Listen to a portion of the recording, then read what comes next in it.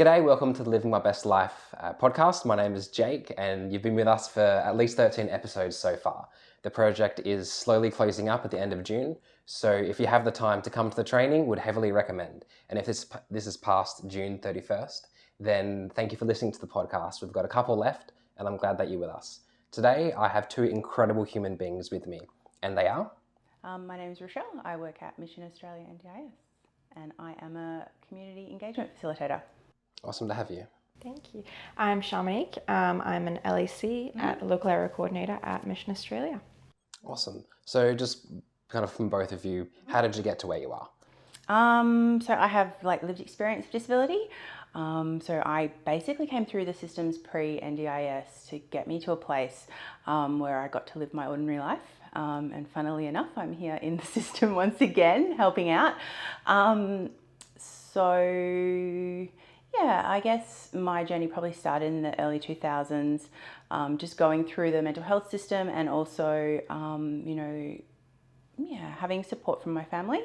I was very, very lucky in that aspect, as I had a little bit of a cheering gang behind me and an advocate to just keep the hands on my back when I stumbled. Yeah.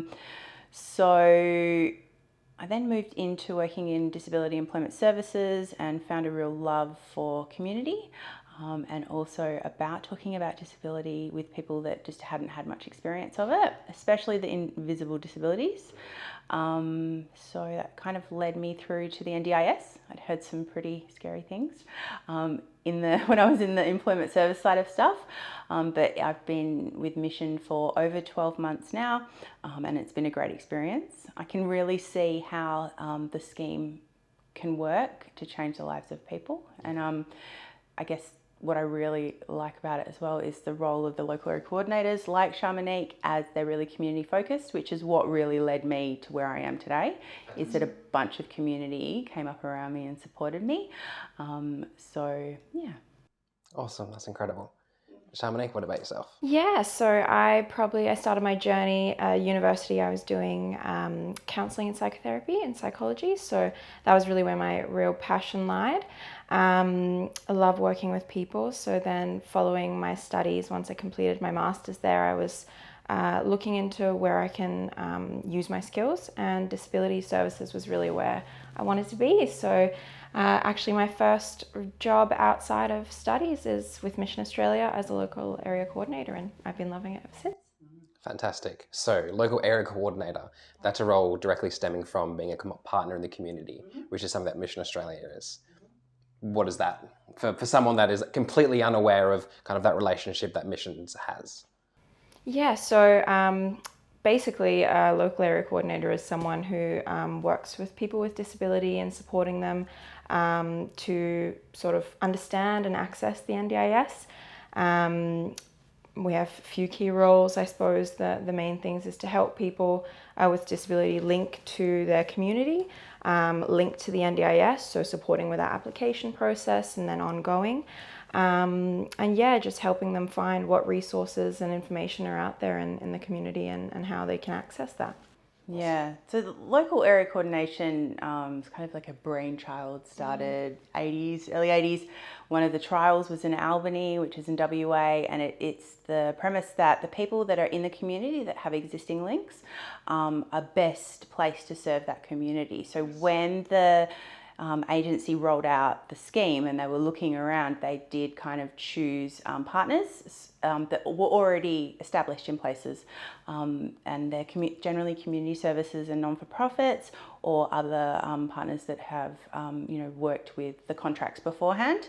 But that really means that they know what's out there. Yes. So, and that's important because, and I think that that's quite humble of the agency to say, hey, we don't know what is going on across Australia. Let's go to people that are on the ground and get them to link people in. I guess the other part of local area coordination is we can work with anyone that identifies as having a disability.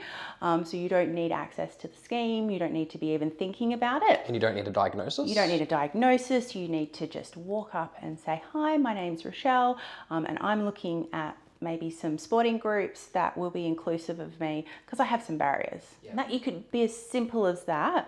And one of the local area coordinators in the partners will be able to do some research for you, or if not, point you to maybe an info board in the office, hopefully. That's what we've got at the moment. And go try these places, and we've heard, we also try to work with those places to be more inclusive. So if they have any issues or barriers, they can come to us and we can go, hey, have you tried this, or think about that. And it's been really pleasing to do that side of the work as well, because I don't think that gets talked about much. Everyone's like, it's all about the funding and the schemes and the goal, and there's much more to what we do. Yeah, in terms of evolving the whole community itself to then be more accepting and diverse. Absolutely, and building that capacity, because the overarching kind of principles behind the scheme is that we won't need it, because the rest of Australia will catch up, and they'll get to the place where it's not the person with the barrier, it's which is what we're experiencing now. It's the place. It's that social model of disability. Yeah. You both talk about building up the community in such an amazing and passionate way. I can tell the people that you're working with are very lucky. What's the favourite part of your role? Even the coffee in the office can be a fantastic part. Oh, that's definitely not one of them. I would say, I think being able to, meet new people constantly and build those relationships with people. Our staff is incredible as well, and our management, everyone is incredible. Everyone's so supportive and caring. I think what I've really loved as well is having that opportunity to go in community and make connections with service providers and everyone, that we can help build a bigger connection and support system for people who do need it. Fantastic. I think my favourite part is demystifying the NDIS disability, and maybe breaking down some of those barriers and the stigma that goes along with it. I'll often come in super professional with my lovely shirt on, and and feel like feel very professional, and I have a lived experience of disability. So after a while, I will let that slip, and you can see people's reactions sometimes, because they don't think that could be the same person sitting in front of them, because they have this picture in their head of what someone that has experienced episodic fluctuations of a psychosocial disability, who has been involuntary hospitalised even, would look like, and how they would work in the world, or how kind of jobs they'd have. I think that's kind of my favourite thing. And also empowering people with disabilities to say, hey, no, just do this. Just stand there really, really calmly and politely, and just say what you need. This is your right. So empowering people to speak for themselves and lifting up those voices, it's incredibly important. Yeah. And really fulfilling. So good. Fantastic. So if someone, say, for the Living My Best Life project, we're focused on the application process for people with psychosocial disabilities. So you've said before that you don't even need to be starting that journey yet. It's just about coming in and saying, hey, I need a bit of help. Is that what you would recommend for someone? Absolutely. Especially, we're going to go through, I guess, the stock standard stuff. Yep. Like, do you have a GP? Because, we can't make those referrals into the system, like the health system, that could potentially be able to help. But, we can definitely guide people along those ways. And we also are able to, connect them with services that they may not know about. One that comes to mind is the Peer Navigator service that consumers of mental health have. You can call them and just kind of go, hey, I need help with A, B, and C. And they'll go off and have a look at what they can find and bring that back to you. Oh, I wasn't even aware of that service. It's stuff like that we're linked into, that we can help people with, and go, well, that might actually work for you. You work really well on the phone and you're confident there, whereas someone else might might be better to go, well, actually, why don't you turn up at this place at this time and request an appointment, or talk to someone, because face-to-face is going to suit them better. Or maybe send an email here, and if you CC in this person here, and this is the feedback thing, you'll get good eyes on it. So it's about stuff like that as well, because the individual plans that we get to build for people does it is based on that individual service of getting to know the person, getting to know what they might need or might work best for them, and then following through with a referral or an action in that way. Yeah, because having that time to build that relationship, especially kind of in that application process. Like GPs aren't bog billed anymore. There's that relationship to then fill out the forms correctly and to know what someone needs isn't as existing as maybe it once was, or as it should be at least. Yeah. So it's really awesome to know for at least the people at home that you're there to at least start and to build that process and to build that relationship with them.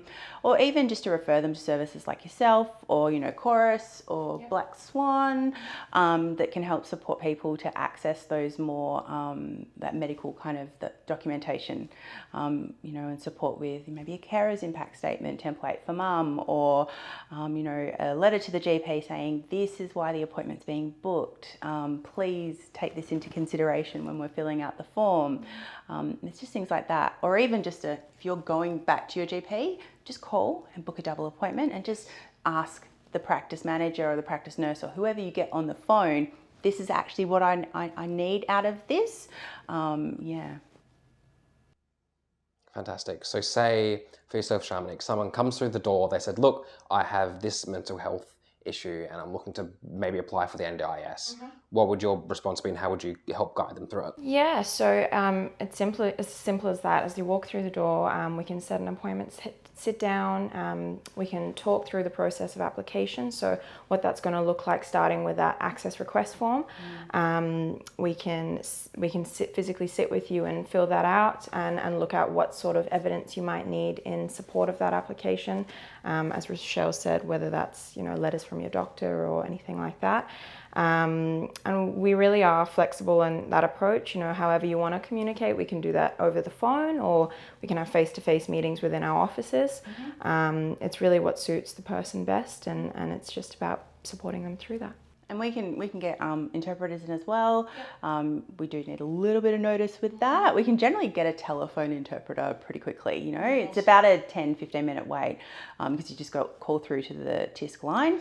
However, I think people can prefer face-to-face. So, a little bit of notice and yeah, we'll provide all of that.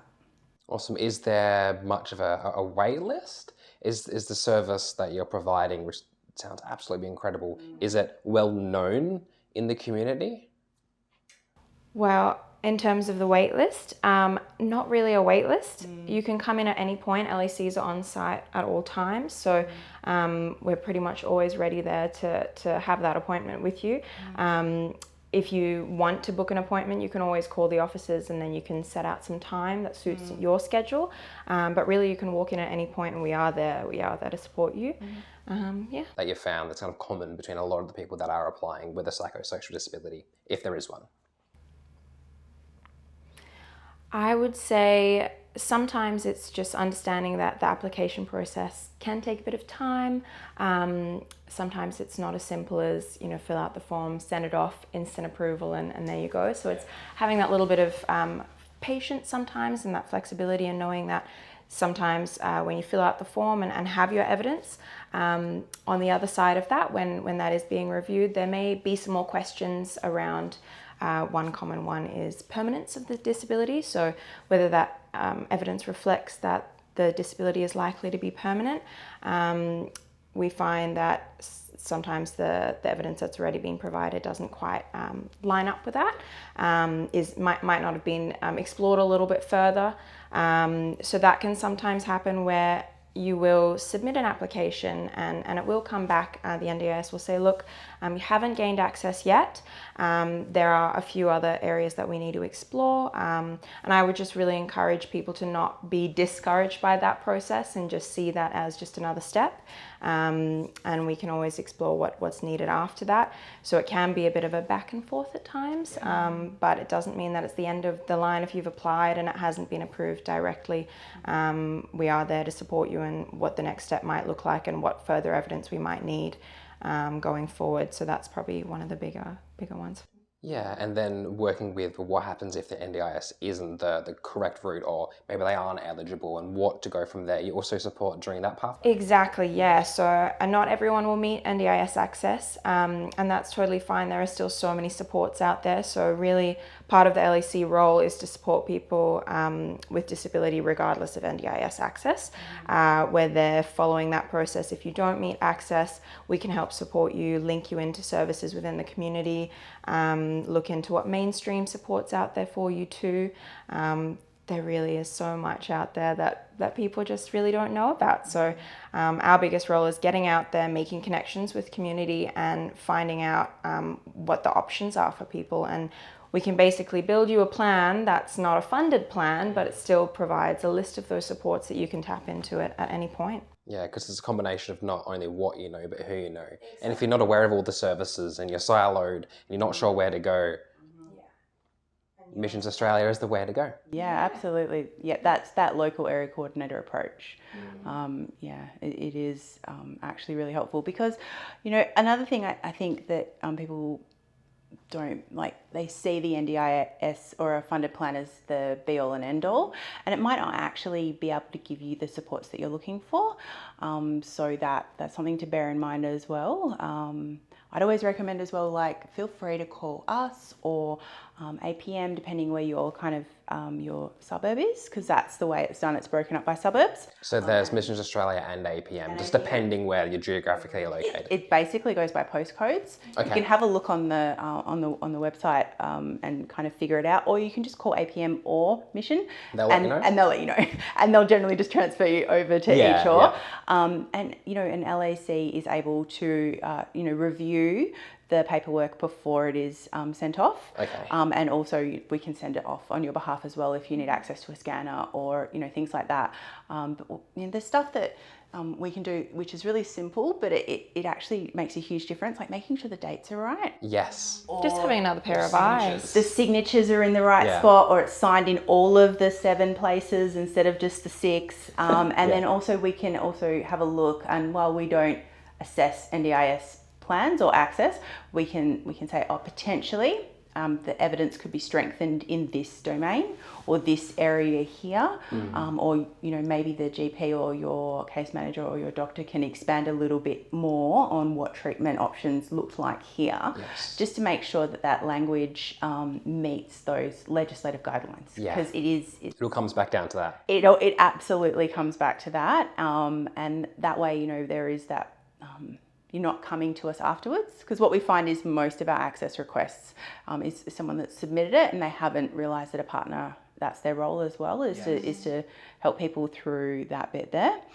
We can't fill in the Part B with the medical evidence, but we can definitely help with supporting people to get that filled out to the best of their ability. Yeah, I think the thing that I see that is the most difficult, the most common reason or the biggest barrier is really the medical evidence, and it can be even just the language that's used.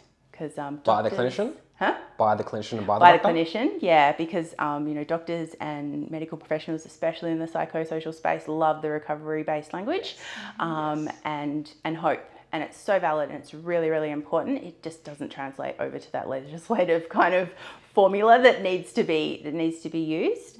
So that's probably quite a large barrier. And another thing could be people not putting in all of their medical conditions or barriers. So they'll just put in, the psychosocial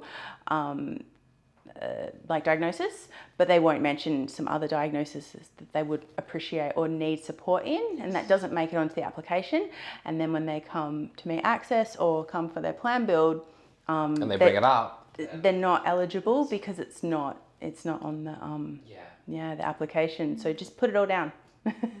I know it's a lot of work and it can be really difficult, but it's really step 1 to get that all there at the first is much easier, and you're just gonna have a better experience. And being contactable, because the agency always calls from a private number. And they could be calling you for requesting further evidence. And then if you don't pick up that phone call, and they won't often leave a voicemail without any evidence that that's the person they're calling. So it's really important if you do see that private number to give that an answer. And then in your voicemail to make sure you have your full name in there? Perfect. Yes. If you have your full name in it, then that also is perfect. That's going to help heaps. Or if you've put an application in, you can put down a second contact. So if you do have a parent or a carer or even a friend that you trust, that you feel like you're okay in that space, that could say, oh, I'm getting calls from anonymous numbers, to then support you to maybe just call the agency and say, I'm just checking to see if you've been calling me. Yeah.